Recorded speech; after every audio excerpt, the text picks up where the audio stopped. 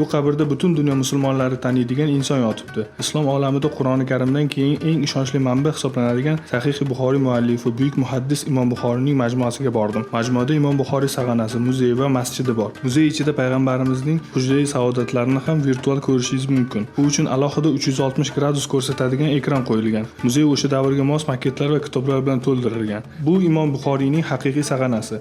U yer ostida joylashgan. Yuqorida ularning ramziy sag'anasi joylashtirilgan. Majmuaga 154 ta shunaqa tosh ustunlar o'rnatilgan. Bir qarashda yog'ochga o'xshashi mumkin, lekin bular Hindistondan keltirilgan maxsus tosh ustunlar ekan. Masjidning go'zalligi alohida mavzu. Bir vaqtning o'zida 10 mingta odam sig'adi. Bunaqa katta sig'imli masjidlar O'zbekistonda sanoqli bo'lsa kerak. Masjid ichidagi bezaklar, naqshinkor gumbazi va bahaybat tosh ustunlar sizni haqiqatdan ham lol qoldiradi. Faqat juma kunlari juma namozi uchun masjidning asosiy namozxonasi ochiq bo'lar ekan.